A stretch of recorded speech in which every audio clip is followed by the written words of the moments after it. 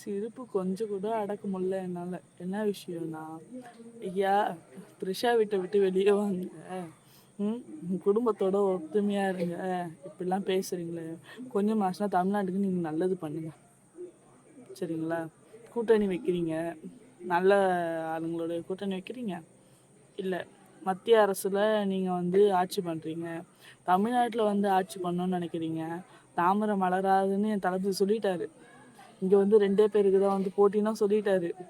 ஒன்று ஸ்டாலின் அங்கிள், ஒன்று வந்து விஜய் டிவிக்கே தான் சொல்லிட்டாரு. ஒன்று தீய சக்தி, ஒன்று தூய்மை சக்தி தான் சொல்லிட்டாரு. இதுக்கு நடுவில் நீங்களாம் ஆள் இருக்கீங்கன்னு சொல்லிட்டு இதுக்கெல்லாம் பதில் சொல்லின்னு இருக்கீங்களா?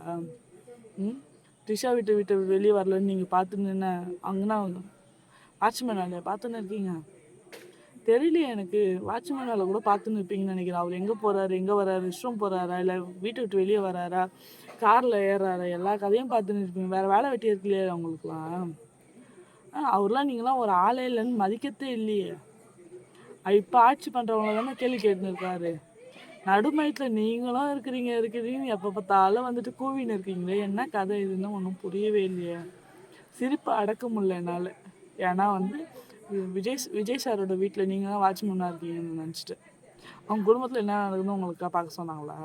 ஃபஸ்ட்டு உங்கள் குடும்பத்தில் என்ன நடக்குதுன்னு போய் பாருங்கள். சரிங்களா? தமிழ்நாட்டுக்கு இன்னும் என்ன நல்லது செய்யலாம், அந்த மாதிரி ஐடியாலாம் யோசிங்க.